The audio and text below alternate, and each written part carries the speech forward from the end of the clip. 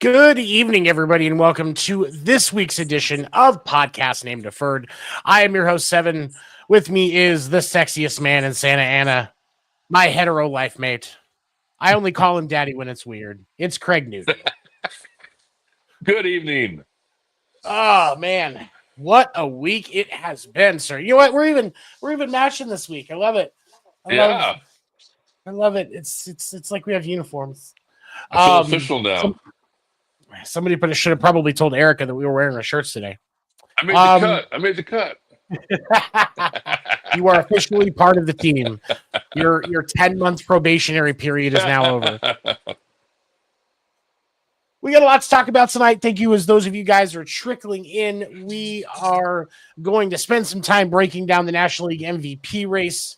I definitely want to dive into the division races for the AL West and the NL East. And then we're probably going to spend some more time talking about how fantastic the Brewers are. Because I was looking at some stats today that I just thought were absolutely interesting. And I want to get your input on what I noticed, Craig. But Craig, we're going to start. I want to play a game. You don't ever get to play any games on the show. I want to play a game to start things off. So I'm going to show you the trade game. That's right. The Brewers are the best team in baseball right now. Absolutely can't deny that at all. So we're going to play a game. I'm going to show you a stat breakdown of the individuals who ChatGPT said are the top 5 National League MVP candidates. I had 3 of them, but I was trying to figure out another 2. I thought 5 was a good spot to run with this. And asked ChatGPT, and ChatGPT gave me the other 2, and I didn't disagree with them as far as how the storylines out of this season have been and their impacts to their team. So I'm going to pull up the stats for these 5 individuals, and we're going to talk about it, and I want you to see if you can tell me, first of all, see how many of you can guess for who they are, and second, who you would pick as the MVP without knowing who they are, okay? All right. So these are the 5 individuals. I didn't read that. Holy shit. Okay. These are the 5 individuals that ChatGPT and I said are the leading contenders for National League MVP. Now, of course, we don't have to mince words. One of them, Shohei. We already know that. So we're going to take Shohei off the board. As you think about how this year has gone, who are some of the other names that you think might be on this list? The catcher that everybody's talking about, who set a home run record. That's American League, Cal Raleigh. Oh, We're talking National. I'm sorry. All right, National. Oh, God. As a Giants fan, this should be your neck of the woods. There's nobody in the Giants. You mean you don't think Rafi Devers is on this list?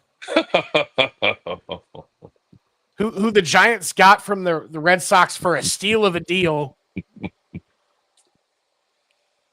I can't see the damn chart. Sorry, I just can't see it. Okay.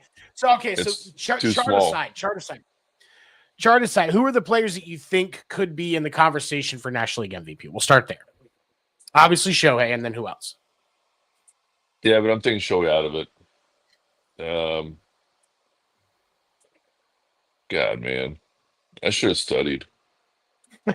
No worries. Okay. I should have studied.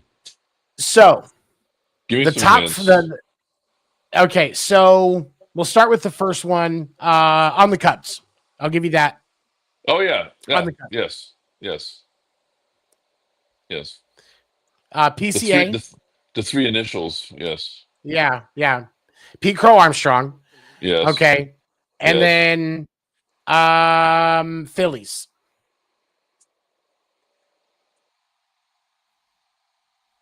Blank. Kyle Schwarber. Still blank. Sorry. I'm gonna go and then PCA.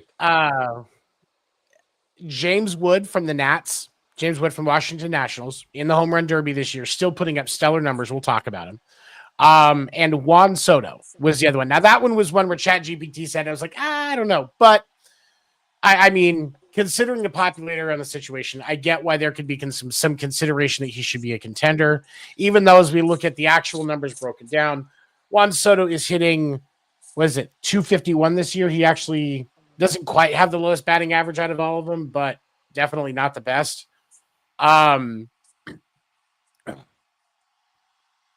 James Wood was in the home run derby. Nats, great player. Younger guy. I think he's only in his second or his third season. Has 26 home runs, 15 stolen bases, hitting 259. Great outfielder, fantastic at his position. But obviously with an MVP, a team, when you're on a team that's performing like the Nats, it's kind of hard to be exactly, in that consideration. So I get why he's more of a long shot, similar to Soto. But the true three contenders, the dark horsemen, if you will, Kyle Schwarber, Pete Crow Armstrong, and Shohei Ohtani. My vote is Pete Crow Armstrong. But right now, my vote is Pete Crow Armstrong. What's up, Kyle? I agree. Go Red Sox. Cedar Rafaela getting the go ahead home run in the top of the ninth inning tonight. Great. Oh man, I love that kid. PCA leader in WAR, which I still think it's a dumb stat. It is because there are so many different ways that you can calculate WAR based on what you want it to show. It's truly not an objective stat, and I'm always the type of guy where stats should be objective as possible. So I'm definitely not a WAR guy, but he is leading in WAR for whatever, because I get these off of baseballreference.com. For what baseballreference.com is using to calculate their WAR, PCA is the leader. Hitting 256, he has 28 home runs. Brandon, man, I just can't. I can't give Acuna a chance. No. I mean, I would say he probably has a better shot than Juan Soto, objectively. But the performance of the Braves, his inconsistency due to injury, it's the same reason because, if you want to think about what, most people would define as an MVP award, Alex Bregman should be in consideration for the American League MVP with his impact to the Red Sox because the Red Sox are not as successful as they are without Alex Bregman. But that's not what's going to happen, partially because Bregman was out for 2 months. And, you had Acuna starting late, and then he went out again for a while. I can't remember if he's back or not even. But, I can't. Nope, neither. Kyle Schwarber, another favorite, hitting 245, but he does have 45 home runs. And my issue with Kyle Schwarber is I think he is what people think Aaron Judge is. Because people are so quick to say, oh, Aaron Judge is just about the long ball. Dude's hitting 311 right now. The year he won the MVP when he set the AL home run record, he hit, he's hitting 326 right now. He hit 311 the year he hit 62 home runs in 2023. He's not just a long ball hitter. He can hit the ball. As much as I hate to say it, because fuck the Yankees, he can hit the ball. But with Schwartz, like he really is like he strikes out a lot. He does get a lot of walks, but at the same time, he's not putting bat to ball as consistently as you would like. I definitely lean more towards PCA, but because of everything that Shohei is doing, is up there in 45 home runs. He's hitting 278. His OPS is just over 1,000. No, Aaron Judge does not hit against the Red Sox, but that's a different discussion. Aaron Judge also doesn't hit against the LA Dodgers, but that's also a different discussion. For me, it's like it's frustrating because like everyone's gonna say, "Oh, Shohei's a two-way player." He's pitched 27 innings so far this season. You know who's also pitched 27 innings so far this season? Multiple position players for the Sacramento A's. Multiple position players for the Colorado Rockies have also pitched 27 innings this year. And Shohei's ERA is north of 4. His record is 0-1. Like I can't justify Shohei because at this point for this season, because of how long it took for him to get going on the mound, he's a DH. There's not enough of sample size of his pitching that makes me put him as an MVP because Agreed. there's more to baseball than behind the plate. And Shohei's not out in the field. Like in years past, there were times that they would put him out in left field. We see some of that. All right, let's talk about it. But he's either he's pitching or he's DHing or both. Pete Crow Armstrong like all the way. Absolutely. For me, his impact is just insane. And I asked Google AI. I think it's fun to ask AI questions because it makes searching easier. Ask Google AI, does the Baseball Writers Association of America have a definition and criteria and have a definition and criteria for the AL and NL MVP? And they do not. They leave the criteria are left up to the individual voters to interpret, though some general guidelines are provided. Actual value of the player to his team, number of games played, which is I think where Acuna falls out. Yep. General character, disposition, loyalty, and effort. That's bullshit. And this can, right? I'm sorry. I know.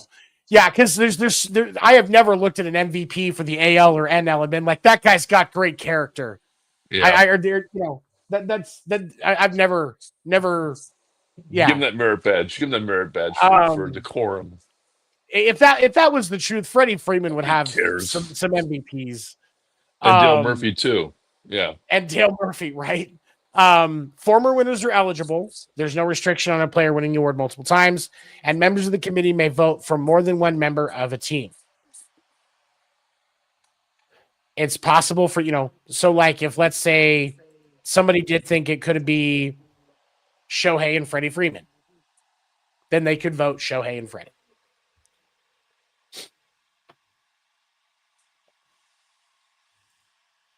My buddy Taylor, I'll donate a testicle if any other than Shohei or Schwarber win.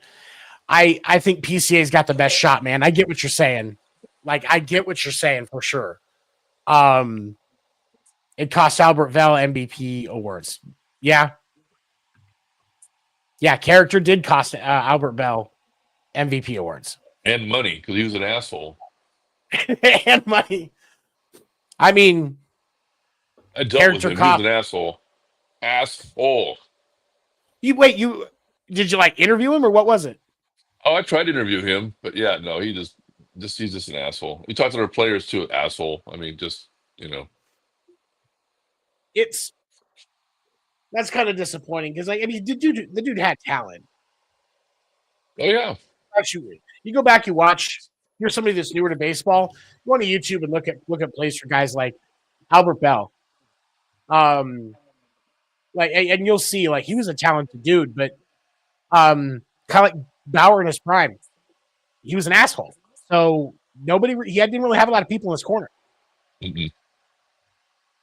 The difference is Albert Bell wasn't in Kiki Sacks, so his career didn't get dismantled because of it.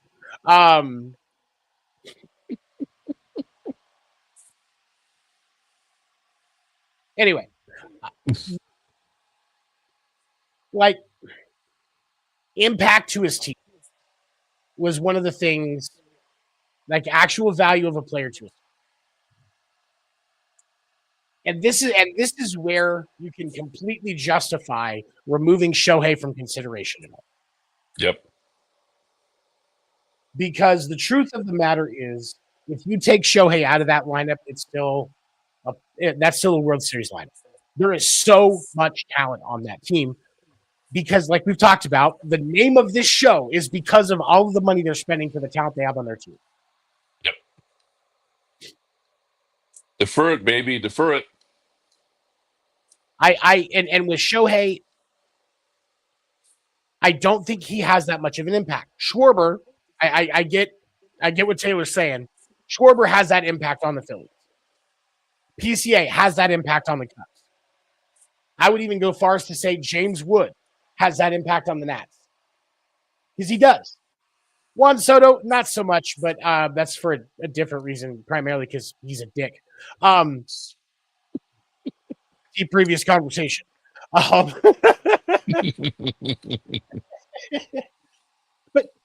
I like PCA.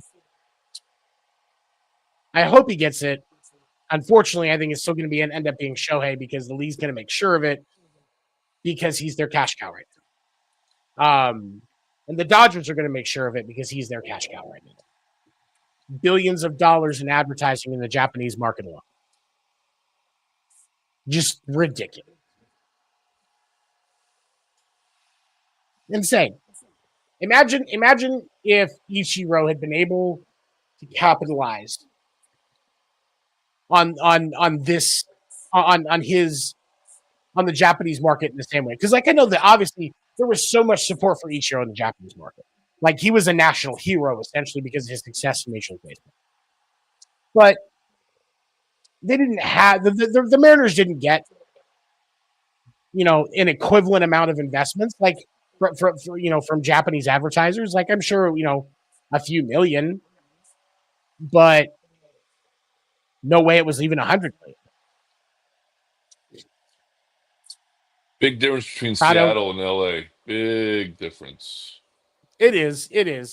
Does Machado get votes? No, because he's a dick. I understand he's got some talent, and I will acknowledge that. But it goes back to what we were just talking about with Albert Bell. I don't think he okay. Votes, yes. First place votes, no. He does not get first place votes. I don't think he gets a single first place vote. Nope. You might see somebody that throws like a 8th or a 10th place vote his way. Just kind of a hey, gold star, good season. Somebody will do it. John Heyman will check the wrong box, at least.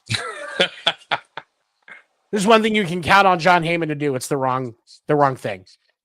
So I think there goes our guest spot. I'll tell him to his face. As you see, here's the thing. I love, as a comedian who talks a lot of sports, I love John Heyman because he gives me material to no end. I know and I understand that his job is hard. Just like I understand that Jeff Passan's job is hard. I as much as I think it would get cool to be paid to do this one day, I don't ever want to have to do as much work as those guys do. Like, let's be clear. Not even a little bit. But you also can't ignore the fact that John Heyman looks like the slimy executive in every Hallmark rom-com. Go look at his picture on X, Twitter, whatever you want to call it this week. Go look at it. You're gonna be like, oh, yep. It's like if Chris Collinsworth grew his hair out just a little bit longer. I didn't even write those. I just came up with that just from You're on a inspiration. roll. Of this picture. I'm on some, man. I was on some bullshit on Monday too. I'm surprised I didn't get in trouble. I think probably almost did a couple times, but no, it's Machado has talent, but he's one of those guys. He just, I think the difference between him and Soto, he's more consistent than Soto. I would actually like if I have to choose between the two of them, like if I'm a team that's like, look, these guys are both available. I've got the money to bring in one of them. I can justify the expense for either one, but I'm only bringing in one of them. I'm grabbing Machado. Yeah, me too. He's a lot more reliable, at least in my opinion. Sure, he's going to get thrown out of some games for running his mouth, and eventually somebody's going to pop him the way Jose Bautista got dropped when he was in Toronto. But outside of those things, solid baseball player. I'll respect the talent. Still waiting for Oxen Judge to debut with the Giants. Man, he's forever on the IL. Like he keeps getting hurt. The real reason Ricky Parasol didn't get as hurt as he could have when he was in downtown San Francisco before his rookie season started was I think Arson Judge was just getting healthy and he dove in front of that bullet so that Ricky Parasol would still have a season last year. And we still can't see Aaron Judge because he's still recovering from the gunshot. He's trying to coach Rafi Devers up though. So that's the good news. Hopefully we'll get some production out of both of them next year. Craig's going to come through the computer and choke me. I'm just wondering what exotic herbs you're imbibing in pre-game or pre-podcast because you're on a roll tonight, man. Oh, actually, no. Here's the thing. I've had a rough day, but the only energy drink that I will do is the Accelerator energy drinks, and I just tried the new cotton candy one. It was done. This flavor was done with Livy Dunn, the model that's the girlfriend of Paul Skeens. Yeah. Okay, first of all, like if this Cotton isn't a paid ad candy? for anybody watching, this is legit good. Like it's not super sweet. I normally do the peach, but they were out of peach, so I grabbed that to try it. And they're really good. Yes, it's a boost of caffeine, but they do a lot of the sustained energy too. So it's good. I use them. I get them on Friday and Saturday when I go host karaoke because I'm on my feet for 5 straight hours. And some people are like, oh, that's not bad. I work from home. The chair that I'm sitting in now, I'm in 45 hours a week. So being on my feet for 5 hours is hard sometimes. Plus, I have to deal with a bunch of drunk adults. You're as a karaoke host, at best on a Friday and Saturday night, you're wrangling drunk people and trying to get them to focus for 2 minutes to sing your fucking song. Yes, I need energy drinks. Freebird, sing Freebird.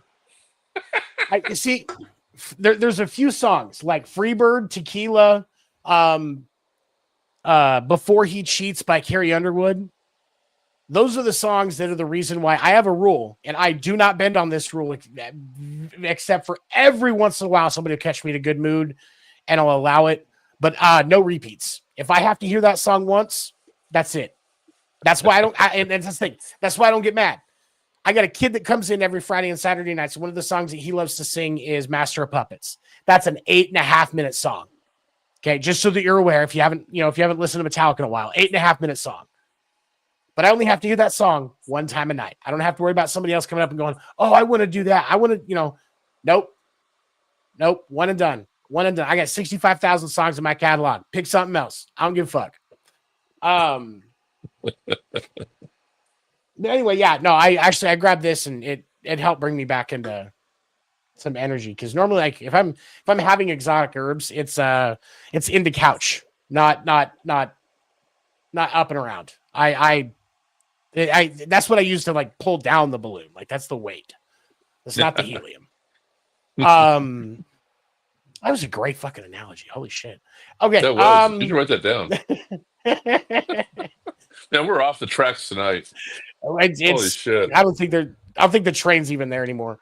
Mm-mm. All right. So next thing we're going to talk about some division races because I think these are the 2 division races where there is the most intrigue. And okay, 2 of the 3 that are the most intriguing. And first, I want to talk about the AL West with the Astros and the Mariners. As of showtime right now, let's check and see. Houston is up on Colorado 4-0. The Mariners, did they play today? I don't think they played today, but let me double check. The Mariners beat the Padres today 4-3. So as standings sit right now, the Astros will have, the Astros are going to have as a game on the Mariners still. This is the closest division race by games, beating out the Dodgers and Padres by a half game.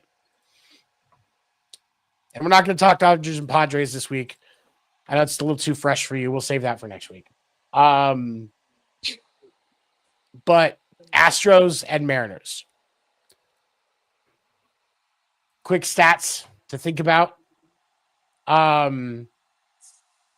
Mariners have the better run differential by, as of right now, 11 runs, but that's probably going to drop to like 6 or 7 by the time that the Astros game is over today. Both teams are 4-6 in their last 10. So both have been on kind of a stutter step, if you will, following the deadline. Gun to your head right now, who you picking? Oh man.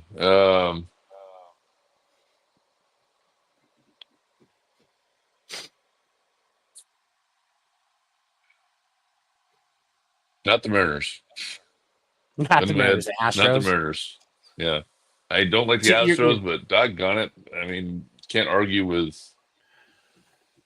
They're good. You can't argue with consistency. I think they can sustain it longer than the Mariners can.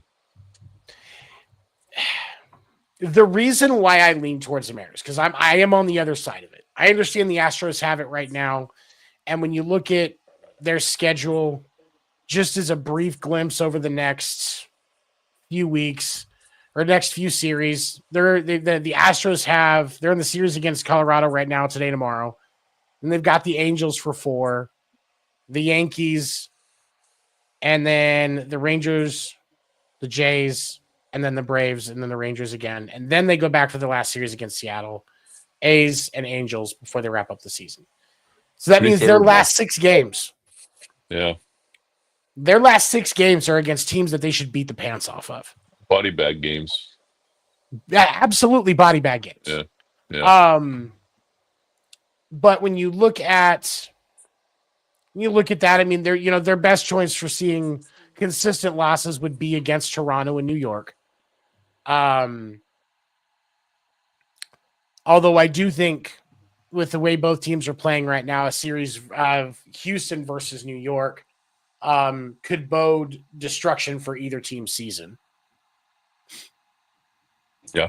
Because if either one of those teams cracks in that series, that could spell disaster, because that's going to be mid-September baseball. That could be either team's momentum swing right there. And the wiggle room gets really less wiggly. Write that down, people. they've got to hope for two of 3 against the Jays. Realistically, they might get one out of that series. So, and then when we look at the schedule for the Mariners, like talent-wise, I like the Mariners, but schedule-wise, the Mariners, what is going on here? Schedule. Thank you. They got a gauntlet. Schedule-wise, they start a series against Cleveland on Friday, Tampa, Atlanta, St. Louis, Los Angeles, Kansas City, and then the Houston series, Colorado, the Dodgers. So the Houston gets the softest 6 games in baseball fucking history for their last 6 games. And the Mariners have to go from Colorado to LA, in LA, where based on the way that race is going, LA is going to be playing for the division.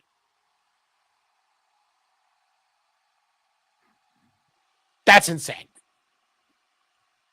But the momentum that the Mariners can pick up in the Cleveland, Tampa Bay, Atlanta, St. Louis, and Angels series, and even Kansas City series before they go into Houston. Like that's okay. So 3, 7, 10, 13, 16. That's 19 games between now and when they face Houston and when the Houston and Mariners face off for that last series. If you go, I would say 12-7 or better. If you're the Mariners, at least 12-7. I don't think that's asking too much. I think you probably want to go 15-4 realistically. You don't want to lose more than one game a series, but we'll say 12-7 at a minimum. When you get into that, I think the division is still close. Yeah. And then it could decide the division. But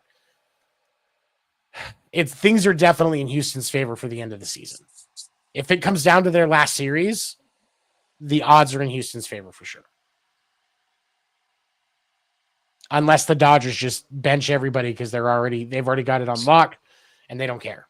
Which I don't think anybody thinks. I think it's going to be close enough that they won't. Just for like seeding and stuff like that. Like we're still going to see Shohei in that series. We may not see him pitch, but we'll still see Shohei in that series. Freddie Freeman will still be on first, on all of that. So we'll see what happens, but the odds are definitely stacked in Houston's favor. But now we're going to switch to the other side of the country. We're going to talk Mets, Phillies. Oh, by the way, before I forget, I asked, where's it at? Oh, by the way, up to this point, the Astros and the Mariners have split the 10 games they've played, 5-5. But now, I want to talk about the race with the Mets and the Phillies. And I know you're going to think I'm nuts for saying this, but I don't think the Phillies have the division yet. You're not nuts. They just lost Zach Wheeler. Yep. That's huge. That is a huge blow. And I'm glad they for his health, I'm glad they found what they did when they did so that it didn't have a bigger problem.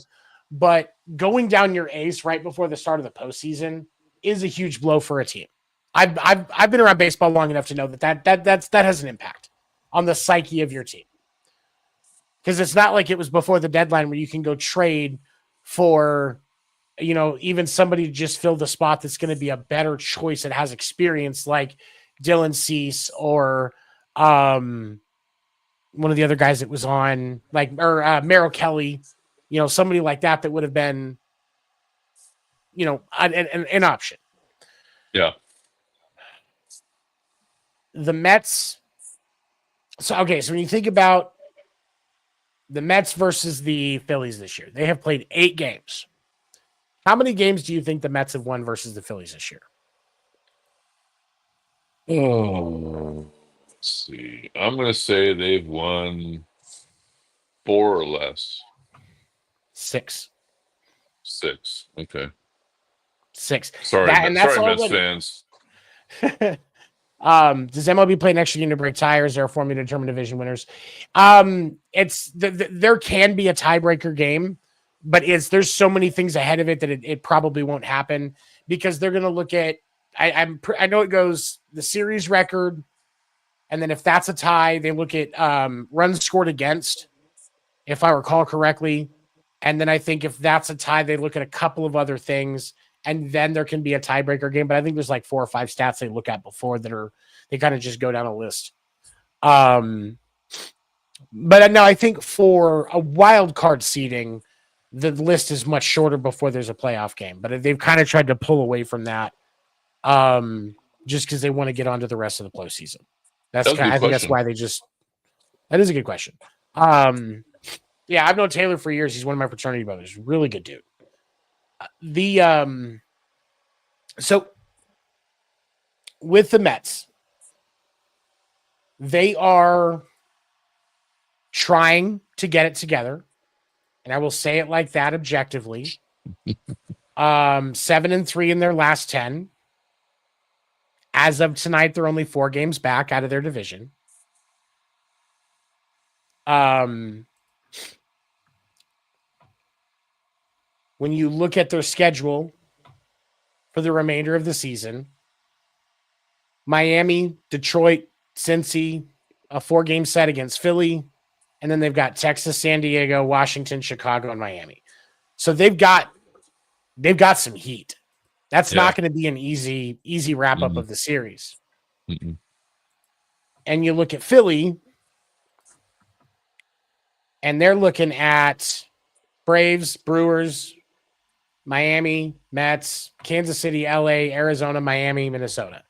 That's a softer schedule. So they should get it. But you're now down one of the best pitchers in baseball. And this isn't, and he makes a difference. Like Nathan Eovaldi, Rangers just said he's likely out for the season. He made an impact, but they were a long shot for the postseason anyway. So the fact that they're not going to make it now, nobody's surprised. Nobody's really that dwelling on it. But Zach Wheeler's absence is noticeable regardless of the team he's on. You're going to notice a guy like that's gone. So do you think there's enough of a question mark that the Mets could take it over, or did they just close the gap a bit?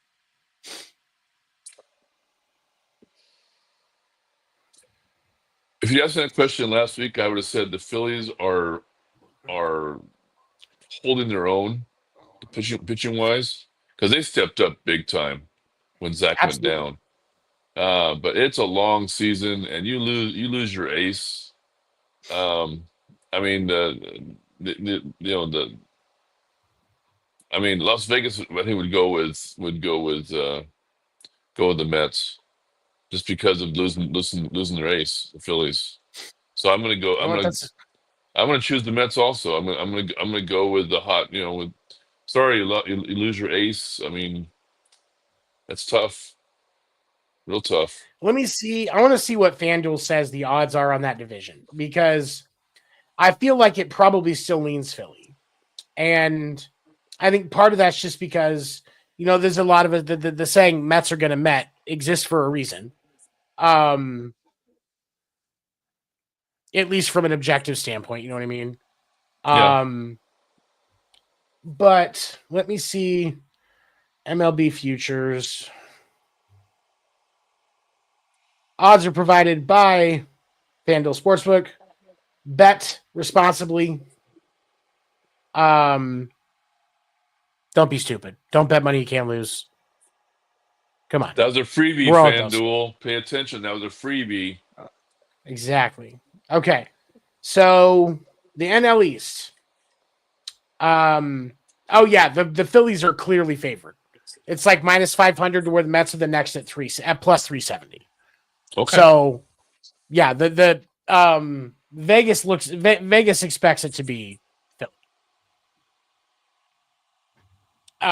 So and I do still think Philly takes it, but I definitely think that the Mets close the gap, and I don't think that Philly makes it as far now in the postseason, because I never had them pegged as a World Series team. I didn't even think they were an NLCS team.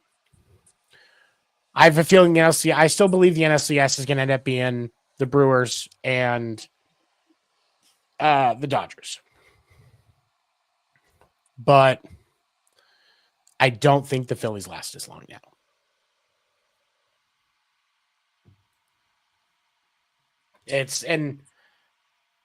Praying for Zach Wheeler.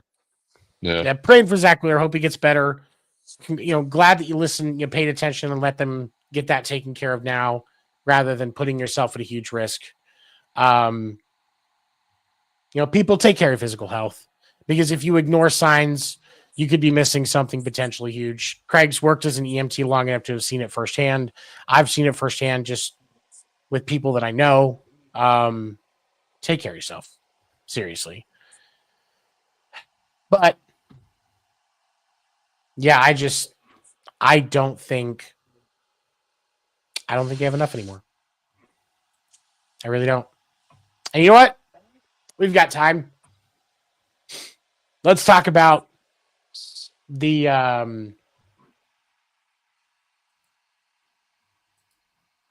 Yes. I'll get to it eventually. I just letting the hamster catch up. Let's talk about the AL West race. Game and a half separate the Dodgers and the Padres. Obviously, with your experience, you are very aware of these teams. Are the Dodgers going to stay up, or you think Padres can actually upset them? No, Padres will do what they're always good at, fading in the end. They have beautiful sunsets in San Diego.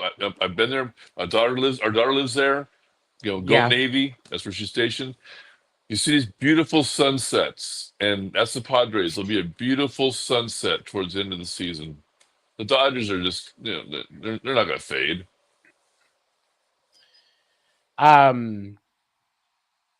What's crazy is when I look at the Padres, I think the Padres' weakness is they don't score enough. That's a pretty big weakness. It is like, and they do good defensively with the exception of their rotation. I was talking about this sports group that I'm in.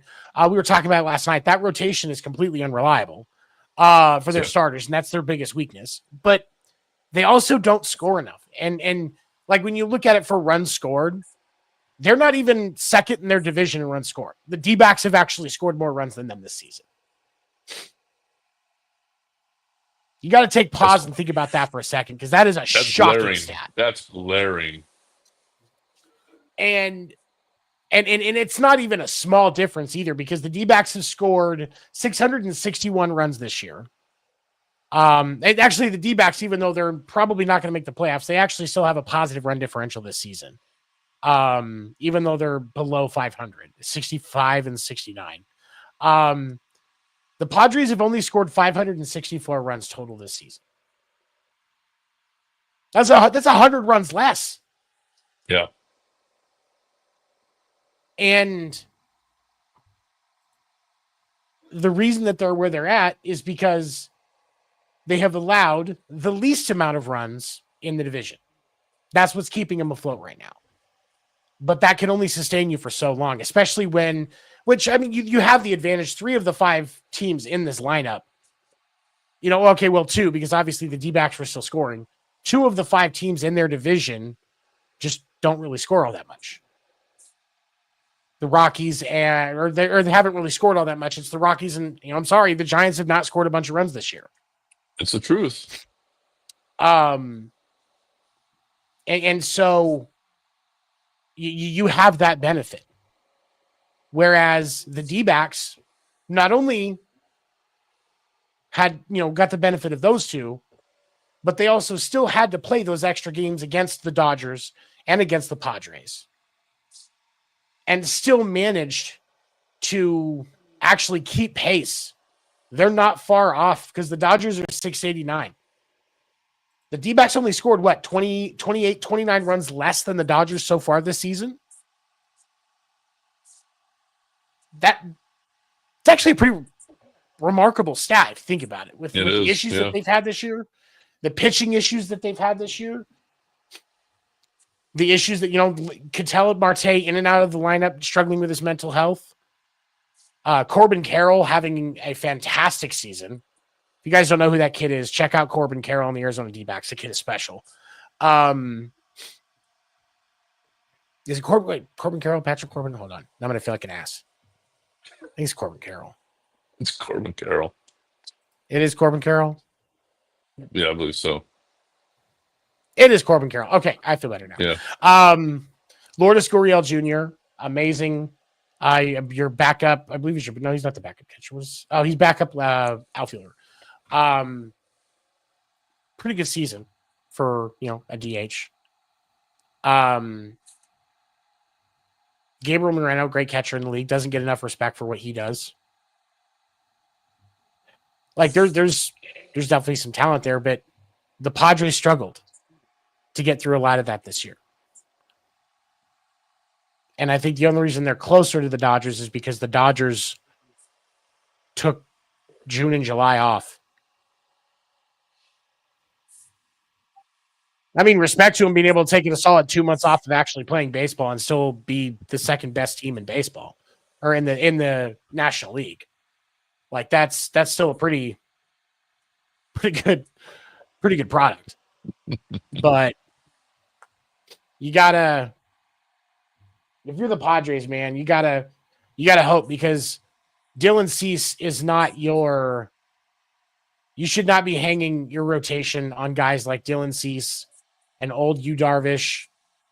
Where's the rotation? Where's it at? There it is. Michael King, who's in and out of the lineup. Nick Pivetta. I love Nick Pivetta. I loved his time in Boston, but you can't rely on guys like your front end is right now Nick Pivetta, and then Dylan Cease, and then Darvish and Nestor Cortez. Nasty Nestor.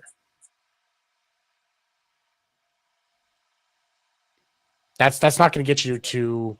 That's not going to get you to the NLCS. Not for sure. Nope. Even if they can get Michael King back and healthy before the postseason, that gets them to the division round. I think they win. Depending on who they face in the wild card round, they have a better shot at. Because like if they get the Phillies, I could see that being a toss-up right now.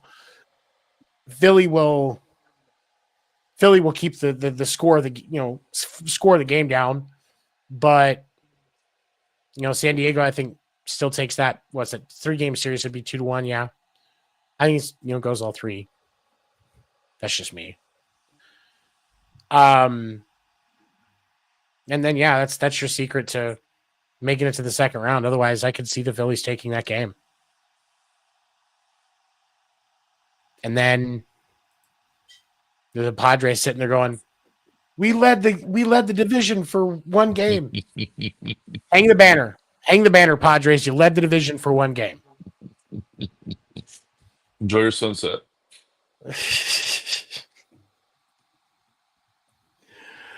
Oh man, it's. I mean, and nobody wants to face the Brewers right now. That's the hard thing about the National League matchup right now. You've got like Bryce Turang, second base, hitting 285. Sal Frelick, who's played in most games, he's hitting 297. Jackson Chourio, 276. Christian Yelich, 271. And these are everyday starters. Contreras is hitting 260. Joey Ortiz is, he's your lowest hitting starter, I believe, and he's a shortstop. He's hitting 233, but his value is defensive anyway. He's a defensive shortstop. You're not looking for his bat. You don't need it because you have guys like Yelich, you have guys like Turang and stuff like that. It's not as big of a deal. But Padres, they don't want to face the Brewers in the second round. They'll get swept. I think of the Brewers, I think of the D word.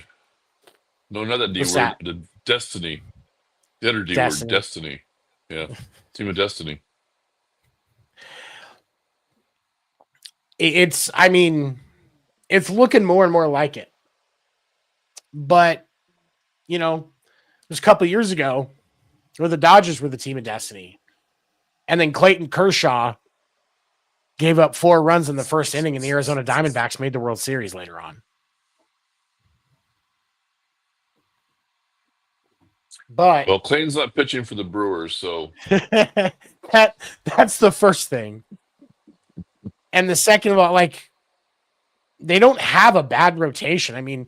You've got a rookie like Jacob Mizorowski bringing up your fifth seat, but your front end is still Freddie Peralta, Brandon Woodruff, doesn't get the respect you deserve, spent a little time in Boston, Jose Quintana, and then Quinn Priester. Your closer is Trevor McGill. Well, he's injured. He should be back in time, though. Otherwise, Abner Uribe. Like, that's a great rotation. Like, unheralded great rotation. Yep.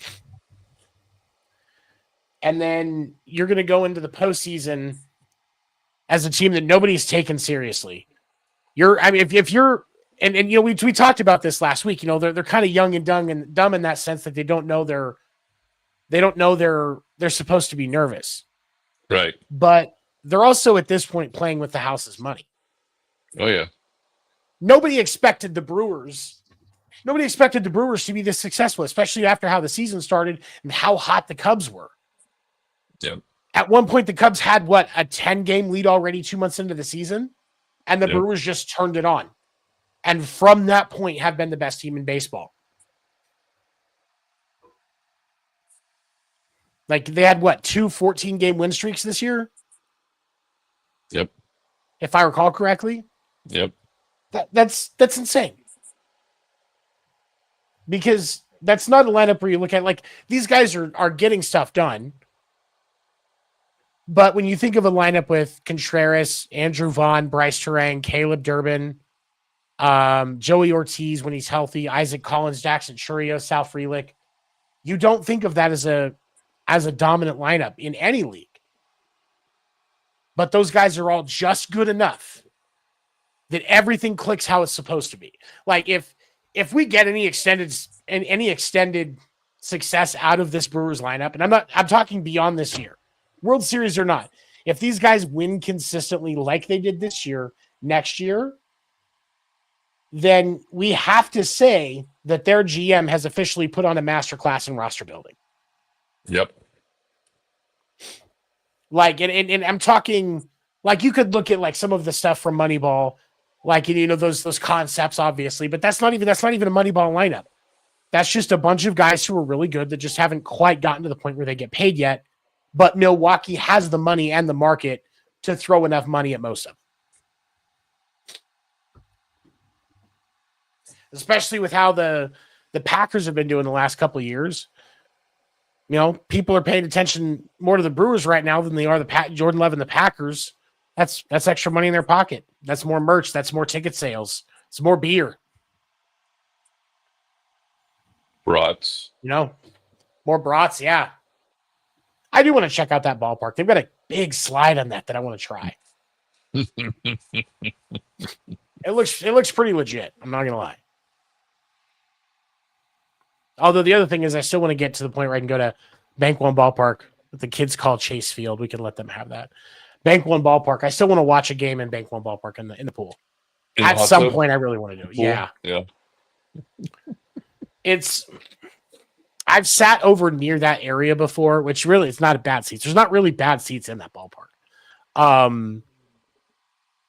But I want to sit. I'm gonna sit in the pool. You get to be on TV a couple of times throughout the game. You get to drink, have your friends there, watch the game. Maybe if you're lucky, somebody hits a home run into you guys.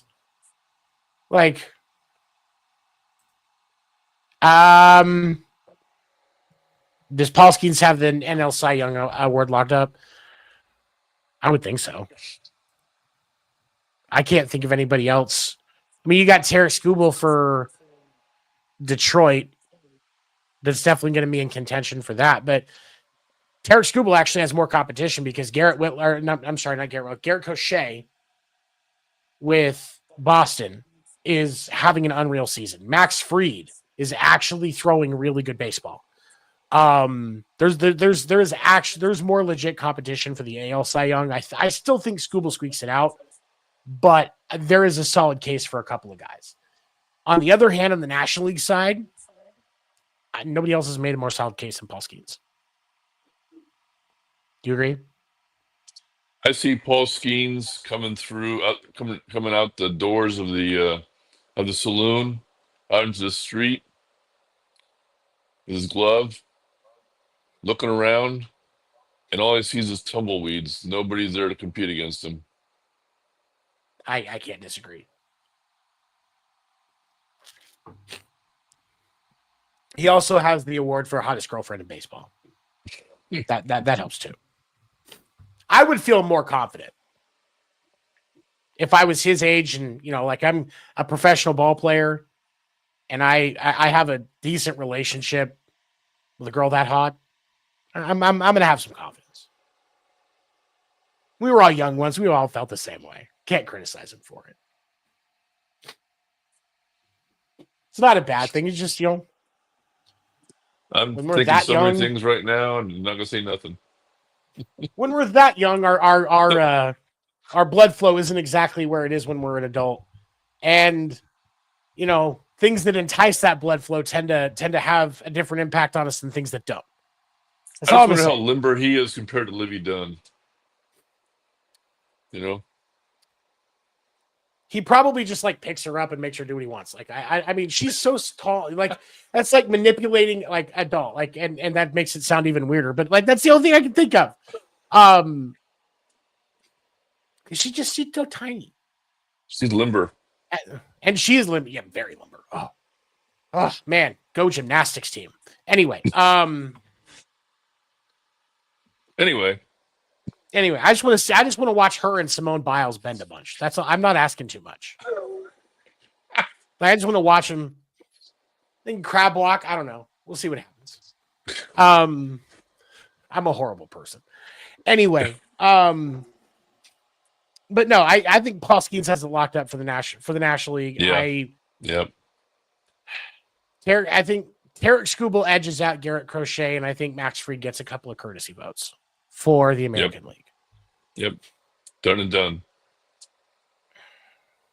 I'd love to see Garrett get it because he carried Boston for a while with some solid pitching, and he didn't have run support for a long time. He didn't have bullpen support, but he still has from June 1st on, his ERA is sub 2.5. And honestly, if it wasn't for Nathan Eovaldi going down, he probably would have had a pretty good case for it too, because his ERA this year was 1.87 or something like that. It was an unreal low number when he went down.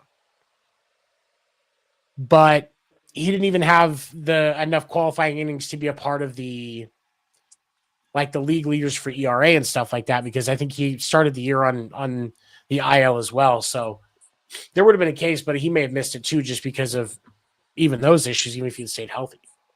But Nathan Eovaldi was pitching at an unreal clip this year. Yeah. And I wish he was back in Boston. We had him backing up that line, maybe push Giolito to third, May at fourth, or Bale at fourth, May the back end of the rotation. That's a World Series starting pitching lineup. Yep. I'm good with that. All right, man. I know we're running out of time. We're coming right up on our hour. As we wrap up tonight, any final thoughts? It's just gonna get more and more interesting as the days get dwindling down. For sure. Which the teams are going to rise up. The starting lineup's going to rise up. The pitching staff's going to rise up. It's going to get really interesting. But I'm all in on. I'm all in on MVP for Crow already. I mean, done and done. PCA, yeah. Yeah. I hope he gets it. It's going to be Shohei because those riders are stupid. But it is what it is. For me, thank you so much, everybody, for coming and checking us out tonight. We appreciate your support. We are here every Wednesday at 10 p.m. Eastern, but all week on the Wire2Wire Sports Network. There are great shows morning and night that are helmed by great individuals that know what they're talking about, discussing all things sports related from the NFL, NBA, and Major League Baseball, along with women's sports and college sports as well. So definitely check out Wire2Wire Sports Network and all of their programming. We would not be here without them. We thank you, Wire2Wire Sports, for giving us the ability to join onto your platform. For those of you watching live and catching after, we appreciate your support. Thank you for coming out today. We will see you next week, 10 p.m. Eastern, right here on the channel you're seeing it now on. Thank you so much, everybody, for coming out. Have a good night.